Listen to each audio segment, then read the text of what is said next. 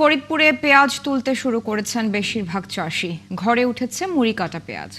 এবছর ভালো ফলন হয়েছে এবং এখনো দাম ভালো পাচ্ছেন। তারা বলছেন পেঁয়াজ আমদানি না করলে শেষ পর্যন্ত তারা লাভ করতে পারবেন। ফরিদপুর থেকে মোহাম্মদ মনিরুল ইসলাম টিটুর তথ্য ছবিতে প্রতিবেদন। দেশের দ্বিতীয় বৃহত্তম পেঁয়াজ উৎপাদনের জেলা ফরিদপুর। এবছর জেলায় দানা, মুড়িকাটা ও হালিজাতের পেঁয়াজ আবাদ হয়। সদর, চর, ভদ্রাসন, সদরপুর সহ 4 থেকে 5টি উপজেলায় উৎপাদন হয় মুড়িকাটা পেঁয়াজ। এবছর 5,250 হেক্টর জমিতে আবাদ করে 80,000 মেট্রিক টন মুড়িকাটা পেঁয়াজ উৎপাদনের লক্ষ্য ধরা হয়েছিল। কৃষকরা বলছেন এবছর বেশি দামে কিনতে হয়েছে সার, কীটনাশক, যে কারণে বেড়েছে উৎপাদন খরচ।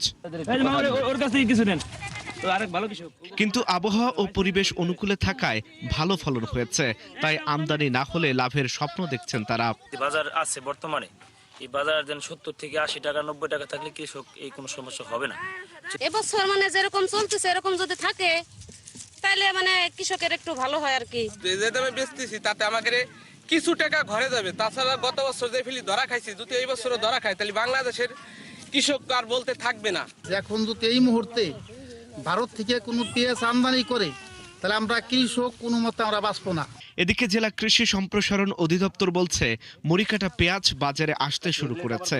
এতে একদিকে যেমন চাষিরা লাভবান হবেন, অপরদিকে ক্রেতারাও স্বস্তি পাবেন। আমরা আশা করছি আগামী 10 থেকে 15 দিনের মধ্যে মুড়িকাটা পেঁয়াজটি যখন পুরো দমে হারভেস্ট করা শুরু হয়ে যাবে তখন পেঁয়াজের বাজার আরো অনেকটা কমে আসবে। এখন মধ্যস্বত্বভোগীদের দৌরাত্ম্য কমিয়ে ঠিকঠাক বাজার ব্যবস্থাপনার দাবি তুলেছেন পেঁয়াজ চাষিরা। থাকবে আল ইমরান, 71।